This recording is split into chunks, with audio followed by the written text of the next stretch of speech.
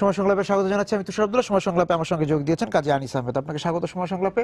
আপনার সঙ্গে আলোচনাটা শুরু করতে চাই জরিপ, মানে আমাদের শব্দটার নাম হচ্ছে জরিপ। জরিপ দিয়ে যদি বলি যে বাংলাদেশে আছে, সারা বিশ্বে জরিপ একটা খুব যে যেমন যে মার্কিন যুক্তরাষ্ট্রের নির্বাচন আসছে, সেখানে অনেক রকম জরিপ হবে। আমাদের এখানে আসলে নির্বাচন কেন্দ্রিক জরিপের ওই রকম চর্চাটা আসলে খুব একটা নাই, কিন্তু জরিপের চর্চাটা খুব কম। আমাদের শুমারিগুলি বিভিন্ন রকম অর্থনৈতিক বা বিভিন্ন রকম ওই ক্ষেত্রে।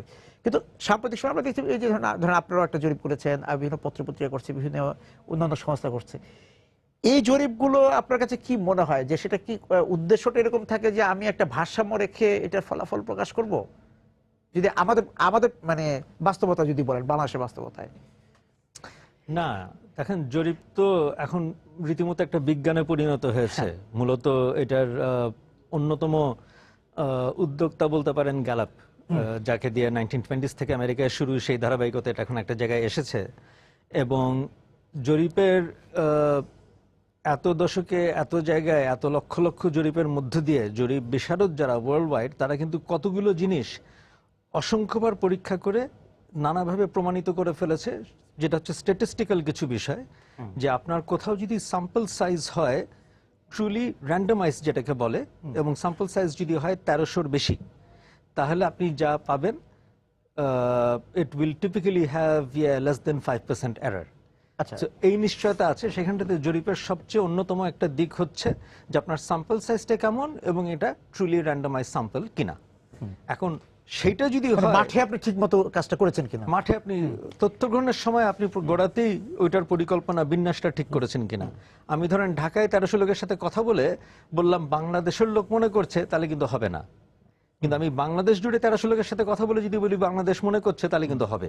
আচ্ছা, তো এই যে একটা জায়গা আছে, এই সেই জায়গাটা এখন আমরা খুব কেয়ারফুলি করেছি। এবং ইন পার্টিকুলার আমরা এর আগে এখন নতুন একটা পদ্ধতি আছে যেখানে কিন্তু 600 জনের জরিপকেও খুবই প্রপার মনে করা হয়। আমরা এর আগে একটা করেছিলাম। আমাদের এখানে লোকে ওই কনসেপ্টের সাথে অভ্যস্ত না বলে অনেকে কিন্তু তখন প্রশ্ন তুলেছিল যে এই জরিপ তাহলে কত সঠিক।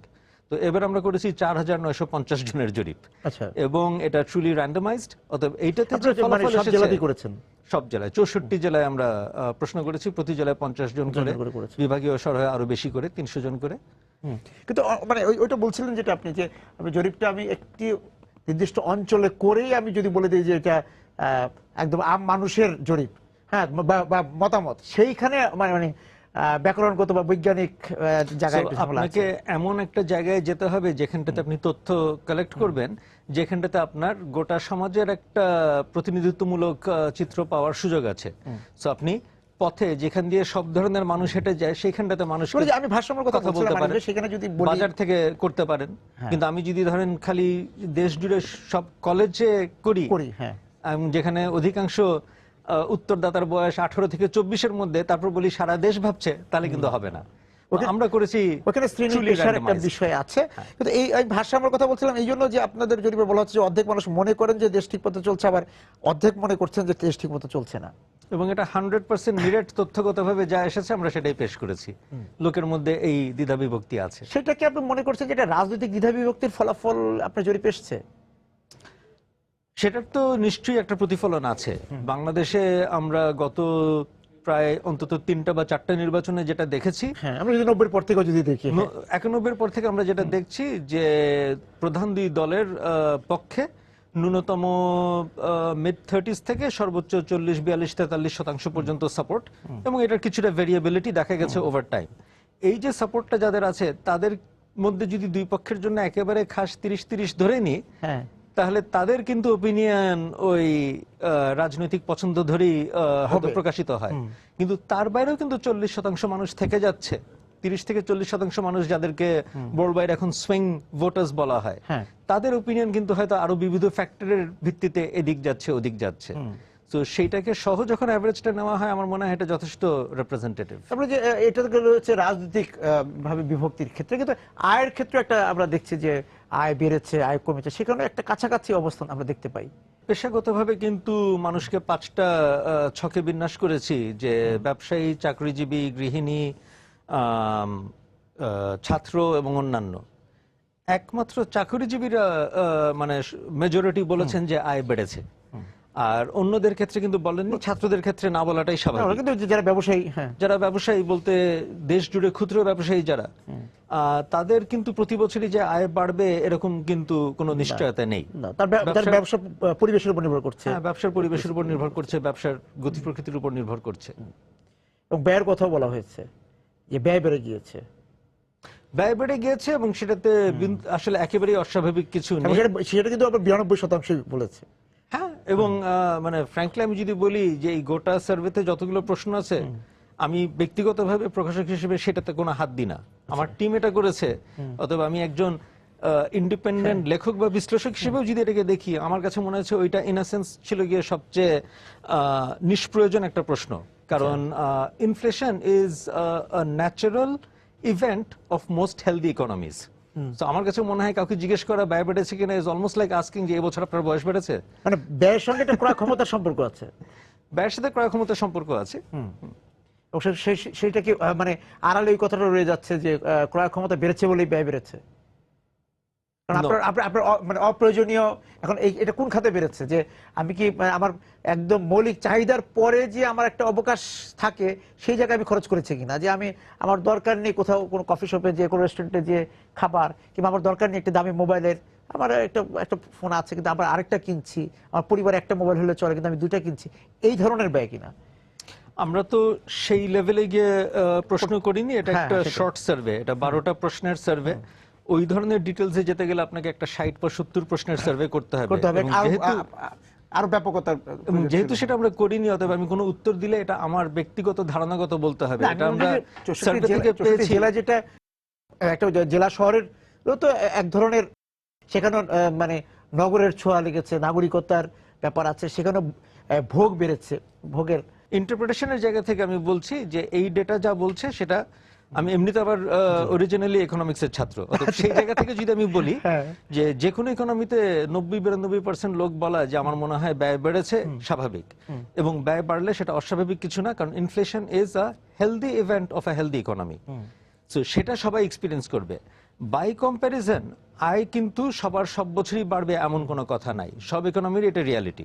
কোনটা কি পরিমাণে বেড়েছে এটাই হচ্ছে বাস্তবতা। টিপিক্যালি যেটা হয়, ব্যয় প্রতি বছরই 5-6-7% করে বাড়বে, আয় প্রতি বছরই বাড়বে না, কিন্তু যখন বাড়বে অনেক জায়গাতেই কিন্তু 15%, 20%, 25% ইনক্রিমেন্ট হয়, তখন অ্যাডজাস্টেড হয়ে যায়। তারপরে আবার এদিকে হয়তো সেই হাতে যখন 1-2 বছর অ্যাডজাস্টেড হয় না, তখন মনে হয় যে আয়ের তুলনায় ব্যয় বেড়ে যাচ্ছে। সেখানে একটা ভারসাম্য, এই ধরনের ব্যাপার আছে।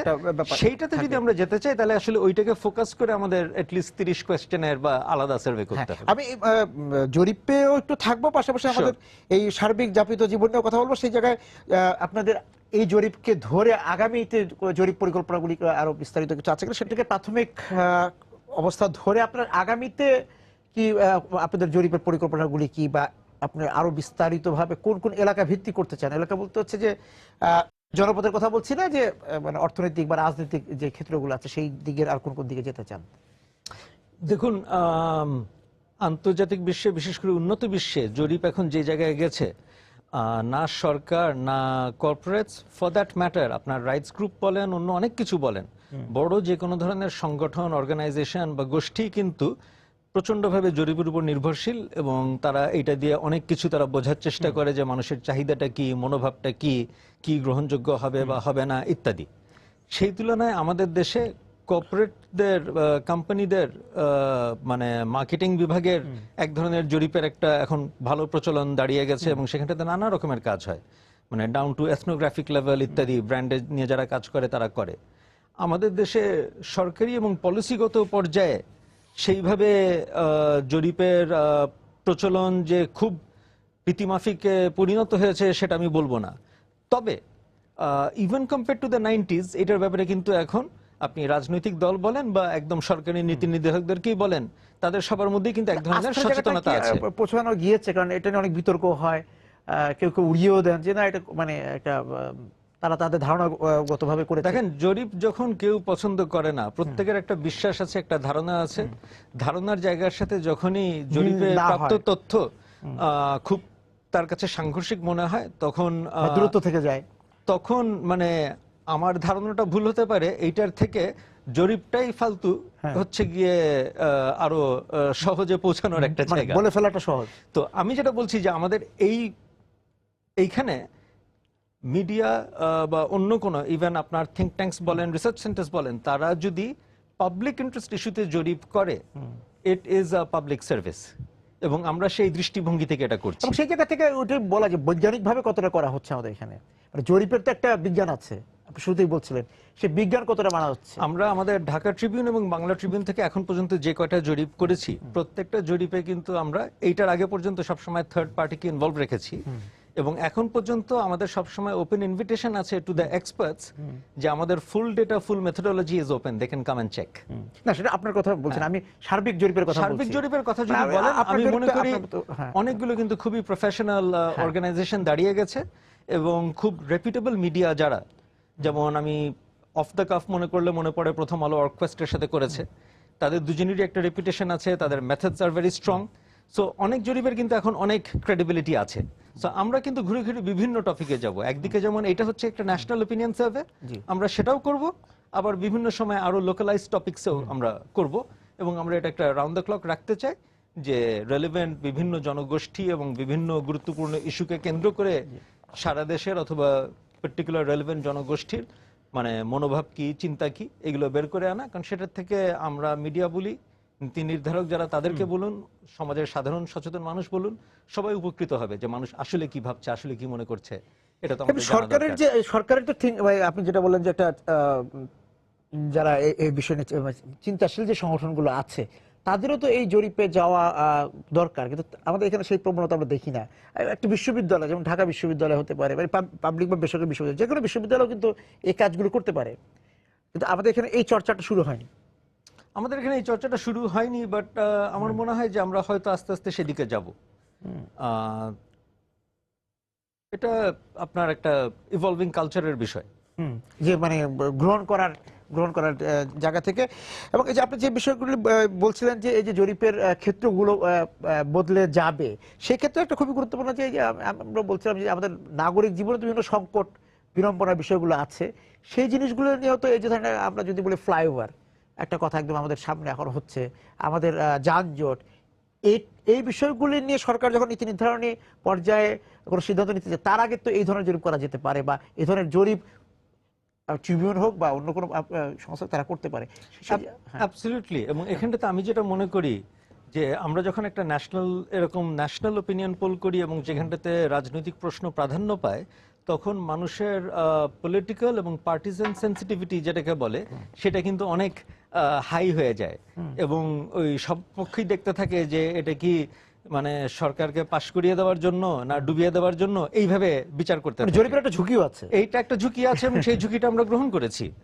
এবং আমার যেটা মনে হয় যে তারা যখন দেখবেন, ব্রডার অডিয়েন্স সবাই যখন দেখবেন যে আমরা খালি সেই ধরনের ইস্যুতে করি না, যে ইস্যুর ওই সেন্সে কোনো রাজনৈতিক তাৎপর্য নাই, আমরা সেগুলোও করছি, কিন্তু সেখানটাতে মানুষের মৌলিক চাহিদার, ইন্টারেস্টের বিষয়গুলো উঠে আসছে, তখন ওভার টাইম হয়তো একটা আস্থা তৈরি হবে যে হ্যাঁ, জরিপের মৌলিক উদ্দেশ্য কি, এবং এটার যে আরো ব্যাপৃত একটা ব্যবহার এবং উদ্দেশ্য থাকতে পারে, এই সব কিছুর সাথে তাদের একটা পরিচিতি বাড়বে।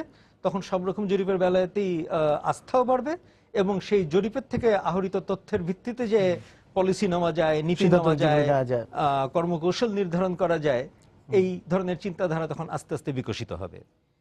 আমি একটা বিরতিতে যাবো, এসে একটু এই জরিপকে ধরে আলোচনা করতে চাই যে এই যে গণমাধ্যমগুলো, আমরা ঝুঁকি শব্দটা বলেছি, গণমাধ্যমগুলোর জন্য তাদের বস্তুনিষ্ঠতা দেখানোর জন্য জরিপটা আসলে মানে ঝুঁকির পর্যায়ে অনেক সময় পড়ে যায়, কারণ যে কেউ গ্রহণ করছে, কেউ করছে না। হ্যাঁ, এবং এই ধরনের জরিপ তো অনেক হয়ে আবার কোনো কোনো গণমাধ্যম একটু যে বিপাকে পড়েনি তাও না। সেই জায়গা থেকে গণমাধ্যমের বস্তুনিষ্ঠতা কিভাবে রক্ষা করা যায়, এই রক্ষা করে জরিপটা কিভাবে চালাতে হবে, চালানো যায়, এবং গণমাধ্যমগুলির আরো শুধু মানে যে কোনো টেলিভিশন, সব অনলাইন, সবাই এই কাজটা করতে পারে, সেই জায়গাগুলিতে আপনার কিছু বক্তব্য শুনতে চাই। যে গণমাধ্যমের পক্ষে এই জায়গাগুলো, গণমাধ্যমের তো আবার তার ভোক্তা আছে, যে সে দর্শক, পাঠক, শ্রোতা হারানোর একটা ঝুঁকি থেকে যায়, যে যদি ওই যে আমরা আগেও বলেছি যে রাজনৈতিকভাবে শ্রোতা, পাঠক, দর্শকরা তো বিভক্ত থাকে, তারা গ্রহণ করলো কি করলো না, সেই জায়গা থেকে ঝুঁকি থাকে। সেই জায়গায় গণমাধ্যমগুলির বস্তুনিষ্ঠতা, দর্শক ধরে রাখা, পাঠক ধরে রাখার জায়গা থেকে সে তার কৌশলটা কি হতে পারে, কিভাবে তার বস্তুনিষ্ঠতা ধরে রাখার জন্য কিভাবে কাজ করতে হবে? আমাদের দেশে একটা ধারণা আছে, আমরা কিন্তু সবকিছুর সারাক্ষণ খুঁজতে থাকি যে এ কি এই দলের না ওই দলের, এবং কোন ধরনের একটা যেটাকে আমরা ক্লু মনে করি পেলেই কিন্তু আমরা পেয়ে গেছি যে এই পেয়ে গেছি, এ হচ্ছে আসলে আওয়ামী, এ হচ্ছে আসলে বিএনপি। আমি আরো মজার একটা কথা বলি, হোক সে আওয়ামী হোক সে বিএনপি, হলেই বা দোষ কেন?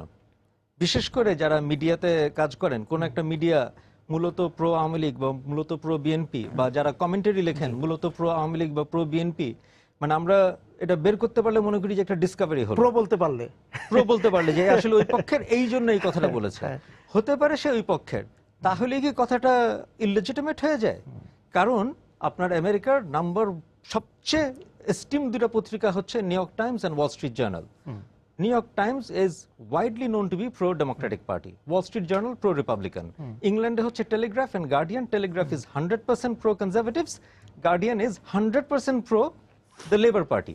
এইগুলো নিয়ে কিন্তু কারোর কোনো মানে ওইখানে ওইটা নিয়ে কোনো মাথা ব্যথা নেই। হ্যাঁ, মাথা ব্যথা নিয়ে আমি বলবো না, এটা নিয়ে কোনো রহস্য নেই, সবাই জানে সে কোন পক্ষের। রহস্য নেই বলে যে সে ওইটা নিয়ে সারাক্ষণ তারপরে চিন্তা করে সে না। যে নিউজগুলো করে সে ওই পক্ষের বলেই সে যে পলিটিক্যাল নিউজ করলে সেই নিউজের কোনো মূল্য নেই তা কিন্তু না।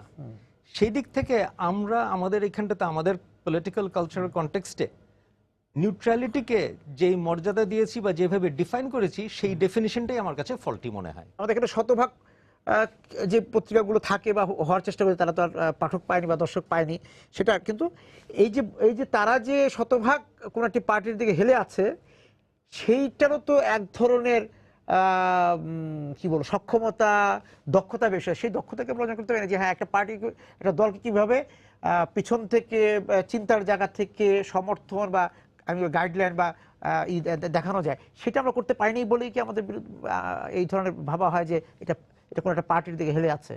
একটা পার্টিকে কিভাবে পিছনে থেকে আমার সহায়তা করা যায়, আমার ব্যক্তিগতভাবে এটাকে সেটা মনে হয় না। আচ্ছা, আপনি যে সক্ষমতার কথাটা বলছেন, আমি মনে করি এখানটাতে কেউ সেই পেশাগত সক্ষমতা, কথা বলছি, সেই পেশাগত সক্ষমতা সহ কাজ করলেও সবাই যেটাকে বলা হয় অ্যাড হোমিনাম অ্যাটাক, ওইটাই খুঁজতে থাকবে। তাহলে আমাদের মানসিকতার জায়গাতে একটা ধারণাগত, এবং সেই জায়গাটাতে ধারণাটাকে পাল্টে দেওয়ার কাজটাও হচ্ছে গিয়ে মিডিয়া এবং ইন্টেলেকচুয়ালস, পাবলিক ইন্টেলেকচুয়ালস তাদের। ওই কথাটা একটু বলি। আপনি যে পত্রগুলির কথা, সেখানে কি একটি রাজনৈতিক দল কোনো ভুল করলো, করতেই পারে, বা একজন রাজনৈতিক নেতা কোনো ভুল করে, সেটা তো বলা হচ্ছে, সেটা বলা হচ্ছে। এবং আমি যে কথাটা বলছিলাম, যেমন এই মাত্র আপনার নিউ ইয়র্ক টাইমস হিলারি ক্লিনটনকে এন্ডোর্স করেছে। আপনি এখানে একটা কল্পনা করতে পারেন যে একটা পত্রিকা কোন নির্বাচনের আগে কোন একজন ক্যান্ডিডেটকে এন্ডোর্স করবে এবং কেউ তখন তাকে বলবে যে সে বস্তুনিষ্ঠ। বাট অ্যাকচুয়ালি এটা দুটো সেপারেট ইস্যু। বস্তুনিষ্ঠ মানে হচ্ছে আর ইয়োর স্টোরিজ সাবস্ট্যান্সিয়েটেড, যে এটার পেছনে আপনার যথেষ্ট যুক্তি এবং তথ্য আছে কিনা। আর নিউট্রালিটি হচ্ছে আপনি কোন জায়গা থেকে বলছেন। সেখানটাতে তো আমি মনে করি যে আমরা যেটা পত্রিকাদের কাছ থেকে আশা করি যে এর কোনো ধরনেরই পক্ষ থাকবে না, এবং সেটা আমি দলীয় পক্ষের কথা বলছি না, কিন্তু আইডিওলজিক্যাল কোনো না কোনো ধরনের পক্ষ তো থাকবেই। কারণ কোনো মানুষ কিন্তু সেই সেন্সে, বিশেষ করে বুদ্ধিবৃত্তিক পেশায় এবং অঙ্গনে 100% সেই ধরনের বায়াস মুক্ত হতে পারে না। এবং সেইখান থেকে উত্তরণের জায়গাটা আমাদের সাংবাদিকতার ক্ষেত্রে আমাদের করাটা জরুরি। এবং সেই জায়গা থেকে এখনো ওই যে জরিপ বলি বা অন্য যে কলামের কথা বলেন, কলাম বলি আর রিপোর্টিং সব জায়গায়, ওইটা তো একটা পরোক্ষ জরিপও। আমার যেটা মনে হয় যে আমরা ওই জায়গাটা, এই জায়গায় আমি আপনার সাথে একমত যে ওই আস্থাটা মানুষের মধ্যে, ওই আস্থাটা অর্জন করা, আবার আমাদের ধরেন রাজনৈতিক নেতা বলেন, পাবলিক ফিগার্স বলেন, তাদেরও আস্থা অর্জন করা যে আমি যা বলছি সেটা আমি বস্তুনিষ্ঠভাবে বলছি, সেই জায়গাটা, সেই আস্থাটা অর্জন করার মূল এবং শেষ দায়িত্ব আমাদের উপরই বর্তায়।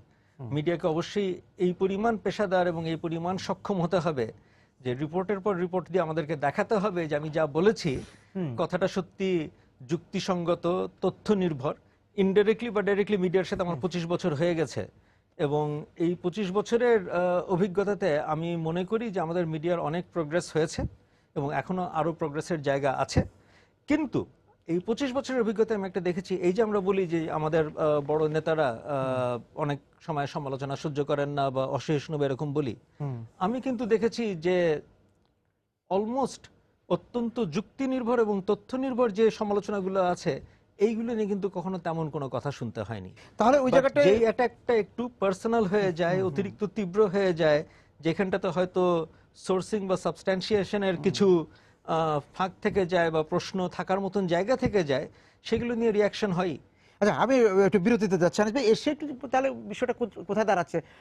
আমরা গণমাধ্যম কর্মীরা কি সেলফ সেন্সরশিপ নিয়ে বেশি করছি, যে সেদিকে বেশি করছি? আপনি যেটা বললেন যে তারা গ্রহণও করেন যদি আমি সেভাবে উপস্থাপন করতে পারি, তাহলে আমরা আগের থেকে একটা সেলফ সেন্সরশিপ ভূমিকায় রয়ে যাই কিনা সেটা নিয়ে একটু বলবেন। পাশাপাশি মিডিয়া লিটারেসি, যে আমাদের গণমাধ্যম সাক্ষরতাটা আমাদের মধ্যে কতটা তৈরি হয়েছে, এটা নিয়ে আমরা নিজেরাই নিজেদেরকে সেন্সর করে দিচ্ছি যে হ্যাঁ আমি নিজেই ভাবছি যে না, এটা এভাবে দেওয়া ঠিক হবে না, আনিস ভাই মনক্ষুণ্ণ হতে পারেন, বা আনিস ভাই যে দলের সঙ্গে আছে সেই দলটি মনে করতে হবে, কিন্তু মাঝখান দিয়ে আনিস ভাই জানলেনই না যে আসলে তার একটা সমালোচনার জায়গা ছিল, তিনি শুধরে নিতে পারতেন।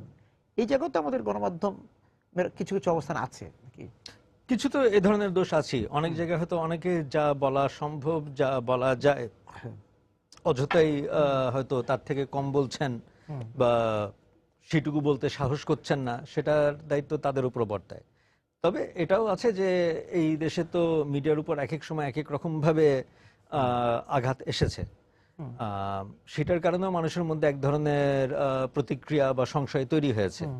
তবে শেষ কথা দাঁড়ায় এই যে আপনার আসলে আমরা যদি সবচেয়ে ডেমোক্রেটিক দেশগুলোর এবং ইকোনমিক্যালি ডেভেলপড দেশগুলোর দিকে তাকাই, স্টেটস অ্যান্ড মার্কেটস এবং ইন দিস পার্টিকুলার কেস মার্কেটের একটা অংশ মিডিয়া, তাদের কিন্তু সম্পর্কটা হচ্ছে গিয়ে on the one hand you are suppose to be both allies and cooperative, on the other hand you are suppose to be in contest.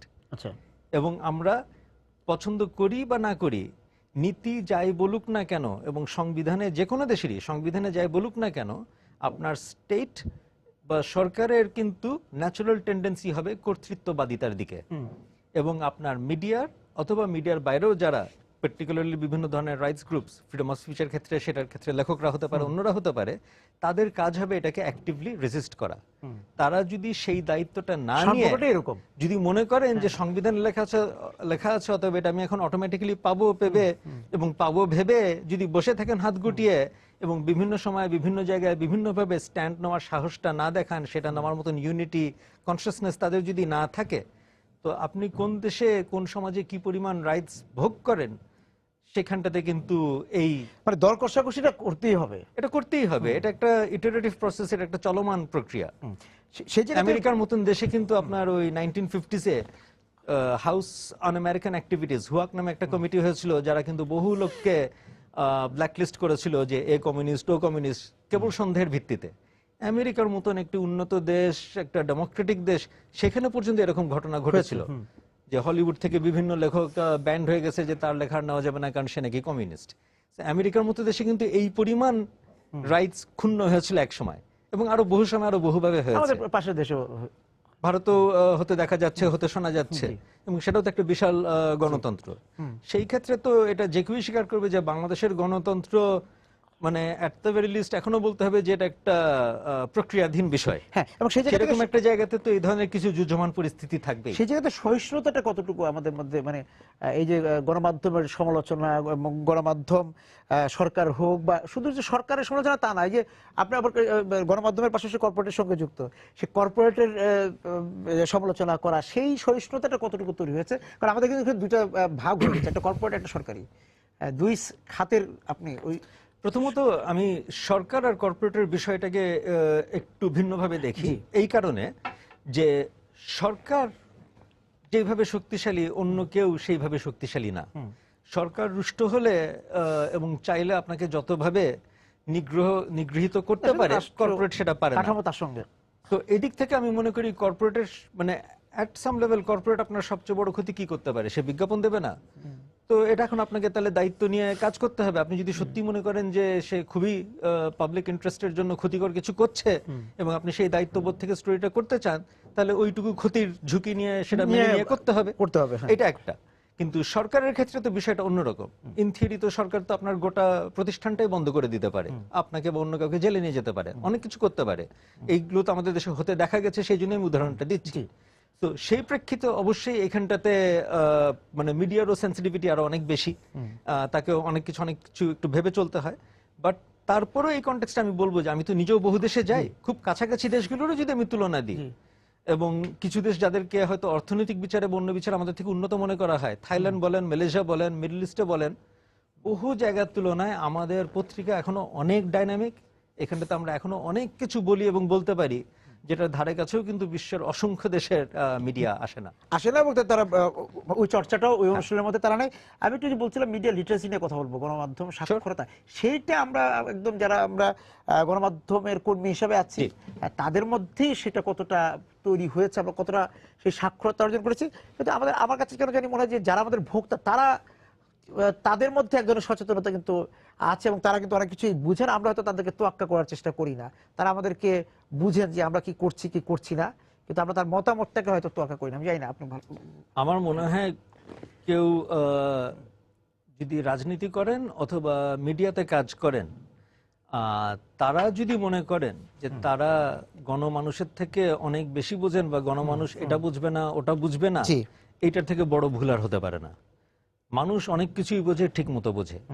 Rather এই লিটারেসি, মিডিয়া লিটারেসির কথা যদি বলি, মানে আমি একটা প্রসঙ্গ যেটা তুলেছিলাম যে আমরা এখানটাতে মিডিয়ার কাছ থেকে বস্তুনিষ্ঠতা বলতে এক ধরনের নিউট্রালিটি তথা almost absence of political belief ideology আশা করি, which is not actually realistic and is not there. অন্য কোনো উন্নত বিষয়ে এরকম নমুনা নেই। সেটা একটা ভিন্ন বিষয়। সেটা শুধু মিডিয়া লিটারেসির ব্যাপার না, সেটা যে কোনো অঙ্গনেই আমরা কাউকে নিউট্রাল হতে বললে আমরা খালি মনে করি যে তাকে দল নিরপেক্ষ হতে হবে। দল নিরপেক্ষ হলেই যে কেউ নিরপেক্ষ হয় তা না। আমাদের এখানে তো আমরা রিসেন্টলি এটাও দেখেছি যে একটি তৃতীয় শক্তি, তৃতীয় পক্ষের এক ধরনের আবির্ভূত হওয়ার চেষ্টা দেখা গেছে। আর লিটারেসির দিক থেকে বললে আমি পার্সোনালি যেটা মনে করি যে আমাদের তরুণ প্রজন্মকে যে জায়গাটা এখন শিক্ষিত করার ব্যাপার এসে যাচ্ছে সেটা হচ্ছে অনলাইন। কারণ অনলাইনে অসংখ্য রকমের সোর্সেস আছে, যেগুলোর মধ্যে কিন্তু অনেক সোর্সেস আর ভেরি ডুবিয়াস। আচ্ছা, কারণ আপনার যতদিন মিডিয়া এস্টাবলিশড মিডিয়া ছিল, সেখানে কিন্তু তারপর একটা এডিটিং এর ব্যাপার আছে, এক ধরনের দায়বদ্ধতা আছে, ইত্যাদি আছে। কিন্তু স্পুফিং করে কোন জায়গা থেকে পরিচয় গোপন রেখে কোন ধরনের ব্লগ চালু করছে, যেটা দেখতে উপরে উপরে ডিজাইন দেখে সুপারফিশিয়ালি হয়তো মনে হয় খুব লেজিটিমেট একটা সোর্স, সেখান থেকে ভুয়ো খবর দিচ্ছে। তার কি উদ্দেশ্য? তার কি উদ্দেশ্য? তো এইগুলো আমরা কি করে বুঝবো, যে কি করে বুঝতে হয় অনলাইনে কে সঠিক, কে বেঠিক, কে একেবারেই ইললেজিটিমেট? এগুলোর একটা শিক্ষা আমার মনে হয় তরুণদেরকে দেওয়ার ব্যাপারে চিন্তা করা উচিত। অনলাইনের দিন সেই জায়গাতে শুরু হয়ে গেছে আমাদের এখানে, শুরু হয়ে গেছে। এবং একটা সময় তো আছে যে আমাদের গণমাধ্যম আসলে অনেকটাই, টেলিভিশন হোক, রেডিও হোক, মানে বেতার হোক, সবাই অনলাইন নির্ভর হতে হবে, এবং আমরা সেদিকে মাত্র যাত্রা শুরু করেছি। আপনাকে ধন্যবাদ আজকে আমাদের সঙ্গে এই আলোচনায় যোগ দেওয়ার জন্য। দর্শক যারা ছিলেন আজকে আমাদের সঙ্গে এই আলোচনায়, আপনাদেরকে ধন্যবাদ জানিয়ে শেষ করছি আজকে সময় সংলাপ। দেখা হবে আগামী দিন। সবাই সুন্দর থাকুন, ভালো থাকুন।